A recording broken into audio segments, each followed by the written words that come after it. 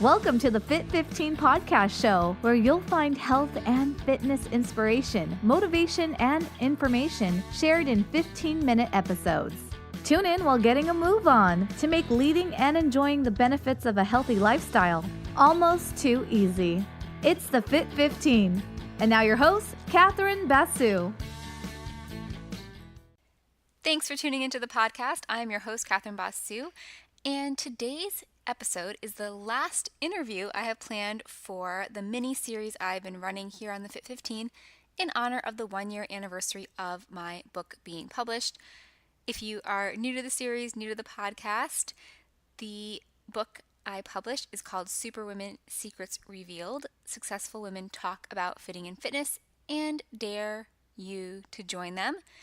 You can find it anywhere books are sold, and if you'd like a hardback copy, head on over to fitarmadillo.com/books to see if I have any in stock. I'd be happy to sign and dedicate one to you or a lucky friend.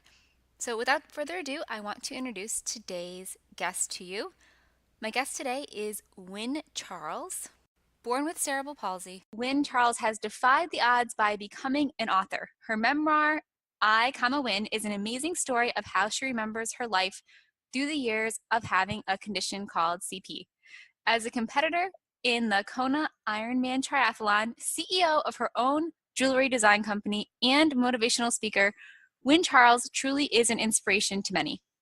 Today, Wynne Charles tours the country speaking to schools and institutions to raise awareness about cerebral palsy and living a full life no matter what holds you back.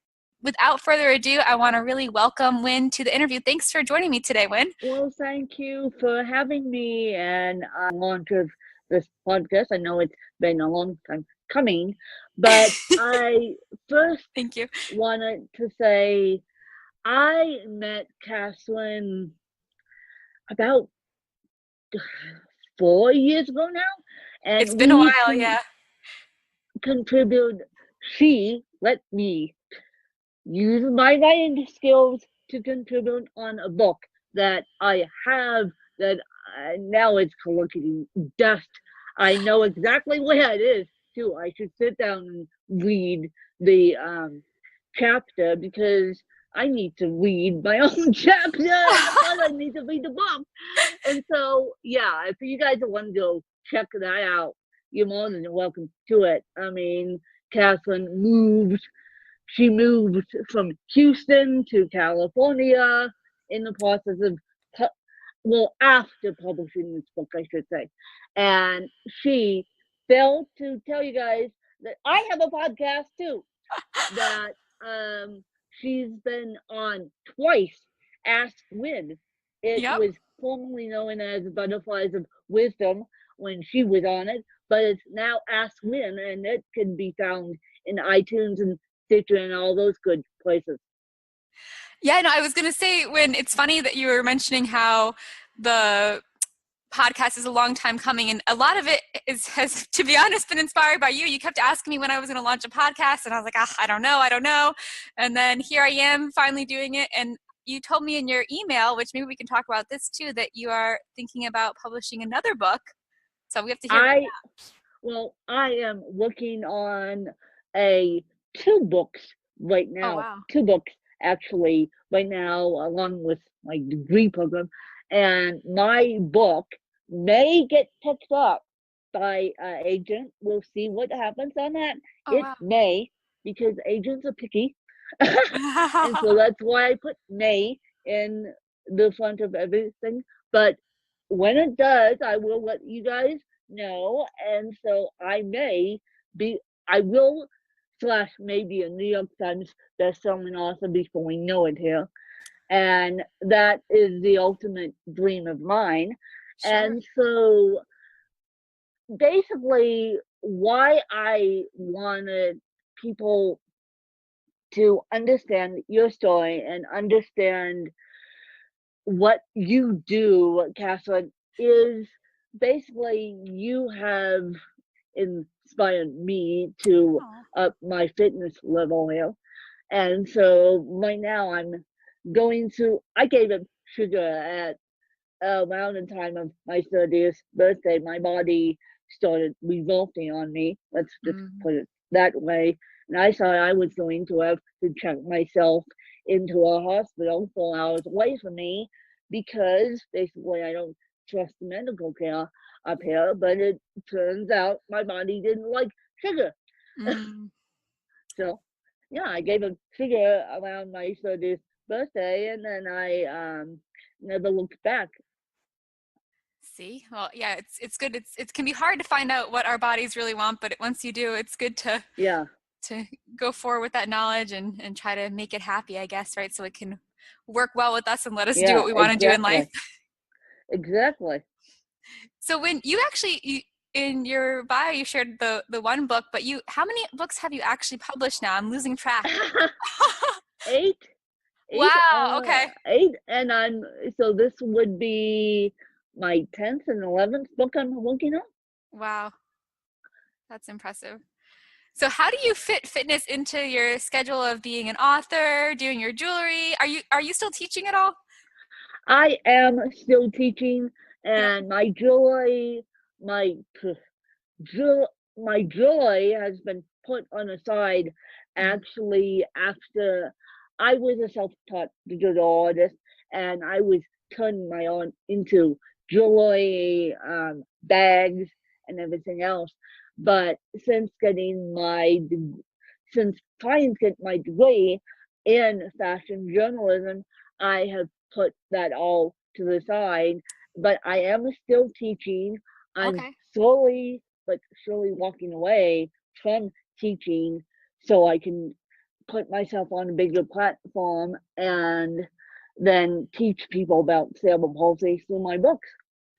I love that. So would you want to share anything with us about cerebral palsy, and even, just for people listening, how that might affect what you are able to do with fitness and anything? Sure.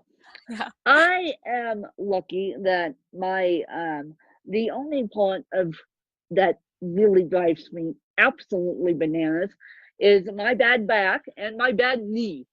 I said knee. I only have one bad knee. I don't have two bad knees, so that's why I didn't say knees. And so,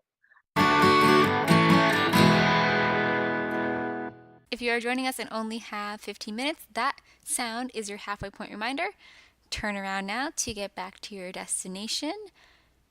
15 minutes from when you started. And if you have no idea what I'm talking about, listen to episode 000 after listening to this podcast. The only part that really drives me absolutely bananas is my bad back and my bad knee. So how I combat that with fitness is I've been involved in a program called the Bridging Bionics Foundation, and it's a Wonder Woman show run by a dear friend of mine who's paralyzed, and she was the first woman ever to crowdfund for herself, and it wasn't cheap either, an exoskeleton. And so that's what I walk in 2 days a week. As a matter of fact, when I hit the end button on this interview, I'm actually going upstairs. Have to schedule it in, right? Yep. Yep. Very good. So have you always had fitness part of your routine then, Wynn? You want to share with people how that's been part of your life? I have always had fitness part of my routine, whether it is a traditional PT.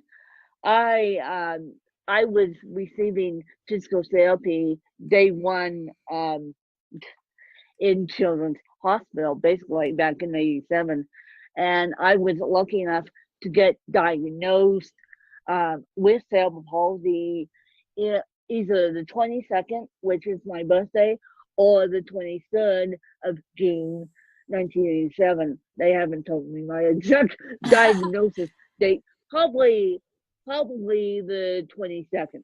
I believe it was the 22nd. And so very early on, most kids are not diagnosed until they're at least 1 or 2, which saddens me because the more medical attention you can give to these kids, the better. And cerebral palsy can't get worse. It's not like MS. It can't get worse. It can get worse if you don't contain it, but if you contain it, it will get better. And the reason why I say that is because my tone, my muscle spasms now have been lowest they have been in years. Thank you, exoskeleton. So thank you, walking in the robot, for helping with that. And so my cerebral palsy is improving itself, but I still have it. So Got it's it. a catch-22. So fitness definitely helps you with kind of keeping a handle on that and making sure you're able to progress versus regress. Yeah. Is that important for people to know? Do you find any other benefits of fitness, Win? Like after you go and use the exoskeleton today, do you feel like anything will be different about your day as if you didn't? Bounce off the walls. Bounce off the walls. I do feel like I can bounce off the walls. Like when I come home, I will probably, if I get my homework all organized, I can write a chapter of my book in 2 seconds flat. So bounce off the walls, yes. Very good. So benefits beyond just for your physical health, keeping you going with all the many things that you do in your busy days. And the funny thing is, I will figure out a chapter of the book in the exo, walking in the exo, because it's zen. It's zen. I mean, even though I'm around the people, the PT and the volunteer shuts up, so it's zen. So basically, I talk to them when I want to talk to them, and it takes a team effort, but I'm so good at the exo right now, I couldn't be better, but they just let me do what I want to do, and if they don't like it, they will tell me.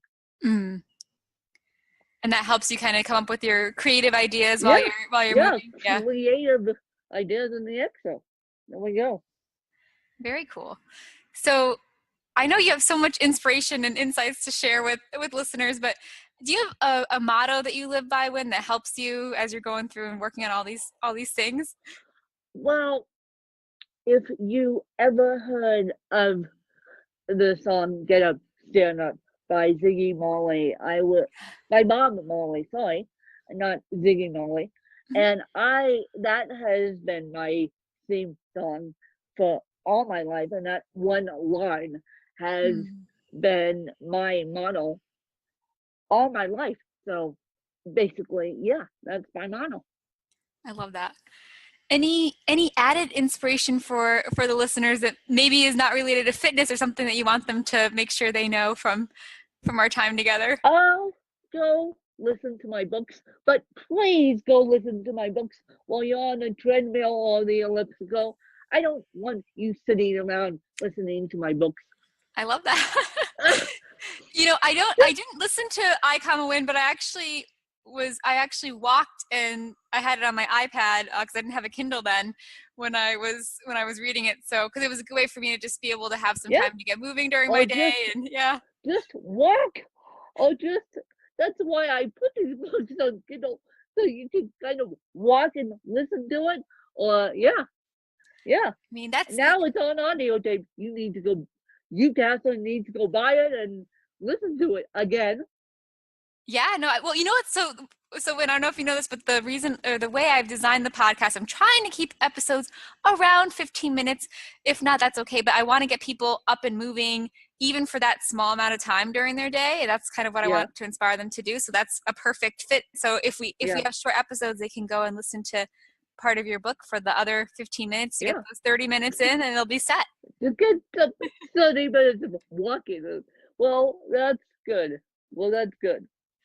I love that. So they have to go check out the books for more inspiration. And then I wanted to ask you, Win, do you have a fitness dare for our listeners, something that could inspire them, challenge them, that maybe they can tell us about on social media afterwards to help them get moving and start enjoying to do and help them get moving? I would say go volunteer for any adaptive ski program that you know of. Look them up. I know they're popping up in states all across the country. We have one out here called Challenge Aspen. You can even fly out here and help me. I don't care.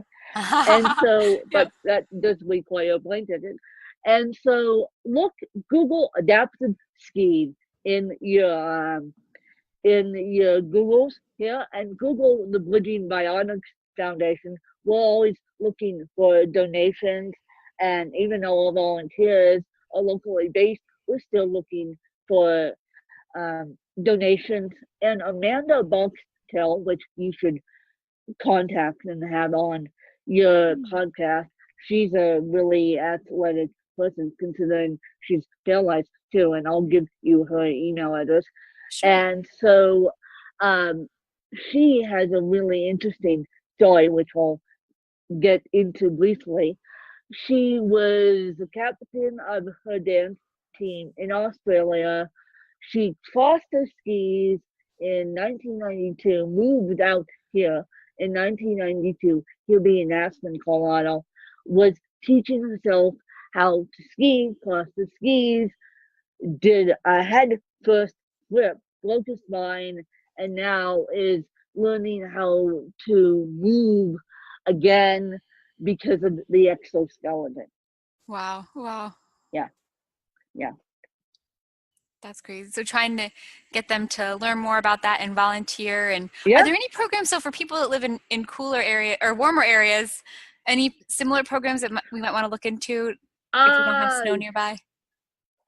there is the exoskeleton is based out of California. So if you type in exoskeleton.com, you can see where every program that's using the exoskeleton. So that's one. And then there is Dive Heart, based out of Miami. Dive Heart, meaning people with disabilities can go diving. That's another one. And get the heart rate up of people with disabilities, although you do have to be trained for that one.